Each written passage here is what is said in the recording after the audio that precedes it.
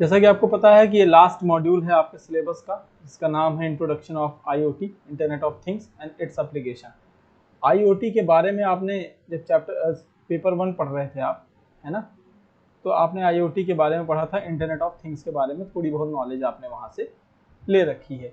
लेकिन अब हम क्या करेंगे, उसी आईओटी को डेवलप करने की कोशिश करेंगे, यूँ कहें कि उसी आईओटी को अब हम रियल लाइफ एप्लीकेशंस के बेस पे लाएंगे। इसको इंट्रोड्यूस करने का जो कारण है वो ये है कि जैसे हमने बेसिक प्रोग्रामिंग तो सीख ली, ऊपर आपको बेसिक प्रोग्रामिंग के बारे में आपने जावास्क्रिप्ट सीख लिया और साथ साथ आपने सीख लिया पाइथन, ठीक है। अब उनका यूटिलाइजेशन कहाँ किया जाए ये महत्वपूर्ण होता है, तो कुछ हद तक इसमें उसका यूटिलाइजेशन होगा।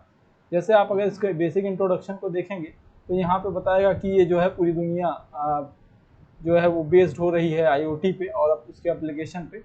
तो ये ऐसे एप्लीकेशन होते हैं like IoT primary refer to the connected and smarter world having a physical and virtual object with some unique identities, ठीक है। तो इनका इस्तेमाल कहाँ कहाँ होगा, किस किस डोमेन में होगा, इंडस्ट्रियल कंट्रोल में, रिटेल में, एनर्जी में, एग्रीकल्चर में। इसके अलावा अगर कुछ एक्सपर्ट की माने तो वहाँ फॉरकास्ट में भी और इंटरनेट ऑफ थिंग्स के इकोसिस्टम में भी ऐसी डिवाइसेस इस्तेमाल की जाती हैं जो कि आज के समय में देखी जाए, मतलब आज के समय मतलब जब ये इंट्रोड्यूस हुआ था 50 बिलियन से भी ज़्यादा डिवाइसेस में इसका इस्तेमाल किया जा रहा है। तो आपको पढ़ाने का मतलब यही है कि जो आपने एप्लीकेशंस में पढ़ रखा है वो कुछ हद तक यहाँ पे आप कर सके।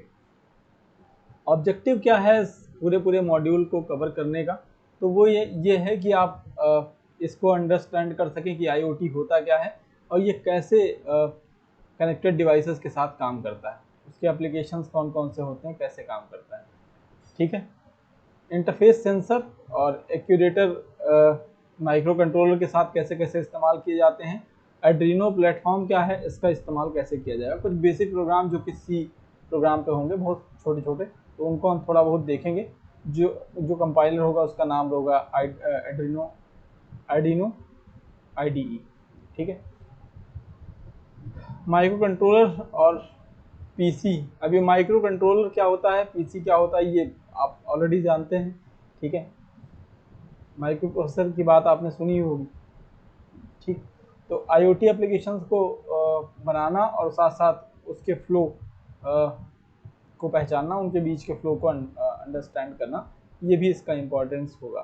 फिर अलग अलग डिवाइसेस को कंट्रोल करना और उन्हें इलेक्ट्रिकल अप्लायंसेस के साथ, इलेक्ट्रिकल डिवाइसेस के साथ जोड़ना, ये भी इसका एक मेन मकसद होगा, जो कि 220 वोल्ट की एसी से एसी करंट से आपको चलते हैं। एसी करंट मतलब जो आप घर में इस्तेमाल कर रहे हैं बेसिकली उनसे जो चलते हैं। साथ साथ हम जानेंगे कि अंडर सिक्योरिटी एस्पेक्ट क्या क्या है आईओटी डिवाइसेस के, कैसे उन्हें समझा जा सकता है। बेटर पर्सनालिटी डेवलपमेंट और बेटर स्किल डेवलपमेंट में कहाँ तक ये सहायक है, ये भी हम एक बार इसे देख लेंगे। ड्यूरेशन की बात करें तो 120 घंटे का ड्यूरेशन इसमें बताया गया है, जिसमें प्रैक्टिकल पे ज़्यादा जोर दिया जाता है। मतलब यहाँ प्रैक्टिकल से मतलब केवल ये नहीं है कि आप मोबाइल या लैपटॉप पे बैठ के प्रैक्टिकल करें। प्रैक्टिकल का मतलब यहाँ कंप्यूटेशनल थिंकिंग से भी है। कंप्यूटेशनल थिंकिंग का मतलब है कि आप जो प्रोग्राम बनाने जा रहे हैं उसके बारे में आप सोचें या आप रियल लाइफ प्रॉब्लम्स को उठाएं और उसको अपने तरीके से बनाने की कोशिश करें।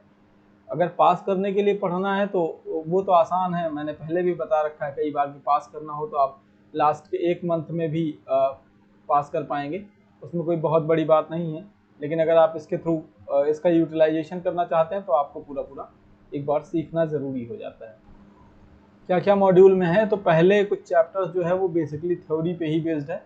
जैसे पहला चैप्टर है इंट्रोडक्शन टू आईओटी एप्लीकेशंस, इसमें डिवाइसेस, प्रोटोकॉल और कम्युनिकेशन मॉडल के बारे में बताया गया है, ठीक है।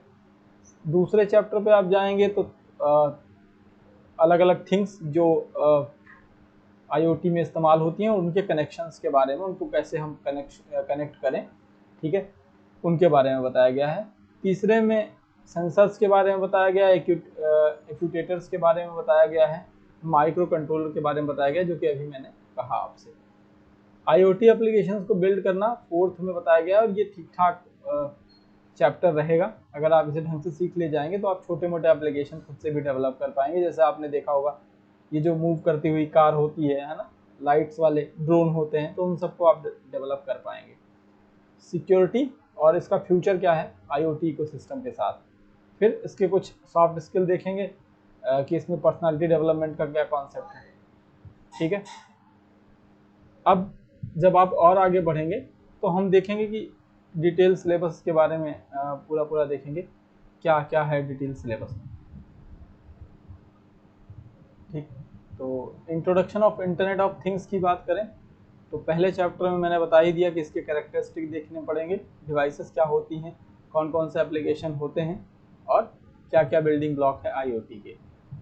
अलग अलग टेक्नोलॉजीज़ के बारे में बात करेंगे जो आईओटी इकोसिस्टम पे काम करती हैं, कितने लेवल पे डेवलप किए जाते हैं और इसकी डिज़ाइन मैथोलॉजी क्या है। ठीक है, डिज़ाइनिंग मैथोडोलॉजी समझना बहुत ज़रूरी है किसी भी चीज़ को बनाने से पहले। फिर इसके फिजिकल डिज़ाइन को देखेंगे, साथ साथ समझेंगे इसके लॉजिक को कि कैसे इसको लॉजिक के तौर पर डिज़ाइन किया जाए, कौन कौन से बेसिक फंक्शनल ब्लॉक हैं और कौन कौन से कम्युनिकेशन मॉडल इसमें इस्तेमाल किए जाते हैं। थिंग्स एंड कनेक्शंस की बात करें तो कंट्रोल सिस्टम क्या होता है, रियल टाइम में कैसे सिस्टम डेवलप करता है। ठीक है, उनके फीडबैक लूप कैसे लिए जाते हैं, जैसे रेफ्रिजरेटर, थर्मोस्टेट आपने नाम सुना होगा। थर्मोस्टेट अगर आप बात करें तो एसी में लगा होता है, साथ साथ अगर आपने देखा होगा प्रेस में, प्रेस का मतलब यहाँ जो है आयरन से है ना, इस तरीके। कनेक्टिविटी मॉडल में आपको टीसीपी आईपी और ओएसआई के बारे में पढ़ना है। दोनों एक बार मैं पहले ही पढ़ा चुका हूँ जब आपको नेटवर्किंग बता रहा था, लेकिन यहाँ और डिटेल में पढ़ना है उसको थोड़ा और बेहतर तरीके से। कुछ मेथड देखेंगे जो कि वायर्ड और अनवायर्ड टेक्नोलॉजी या वायरलेस टेक्नोलॉजी में इस्तेमाल किए जाते हैं, उसी के प्रोसेस फ्लो को चैप्टर नंबर 2 में डिस्कशन किया जाएगा। चैप्टर नंबर 3 में जाएंगे तो यहाँ पे सेंसर्स के बारे में बात होगी।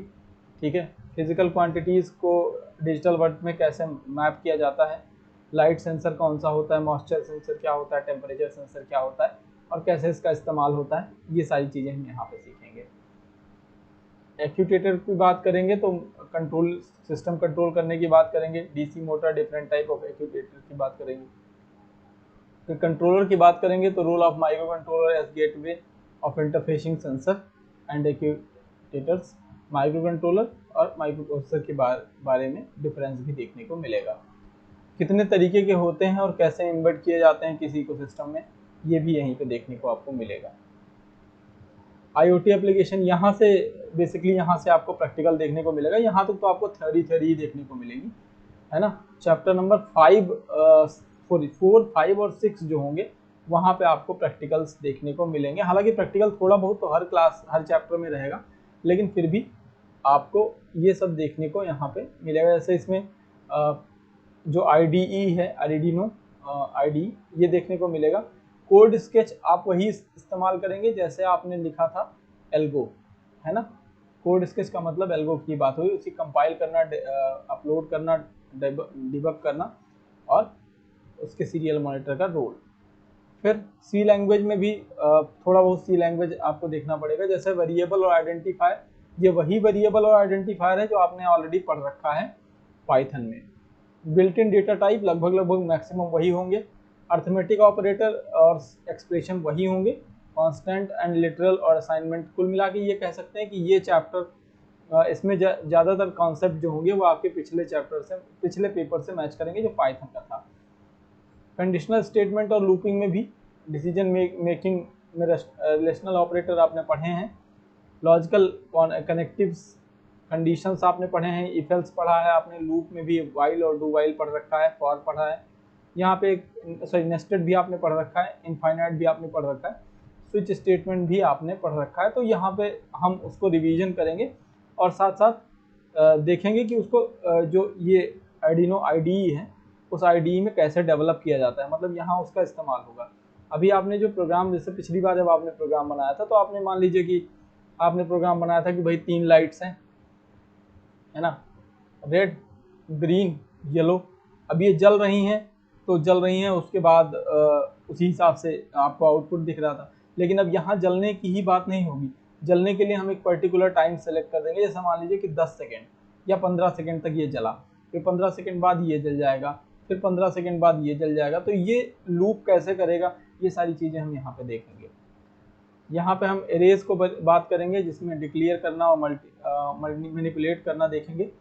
फंक्शंस की बात करेंगे और उन्हें IDE पे, यहाँ सारी चीज़ें IDE पे ही काम करेंगे, ठीक है। Formal parameter list, return type और फंक्शन कॉल की बात करेंगे। ये सब अभी सुनने में थोड़ा सा लाइक जैसा लग रहा होगा बहुत टफ टास्क है, बट ऐसा कुछ है नहीं। आप पढ़ते चलेंगे तो आपको आसान लगता चलेगा। सेंसर्स की बात करेंगे, सेंसर्स के साथ कैसे इस्तेमाल किया जाए, एनालॉग पिन्स और आर्डिनो प्लेटफॉर्म पे इनका कैसे इस्तेमाल होगा।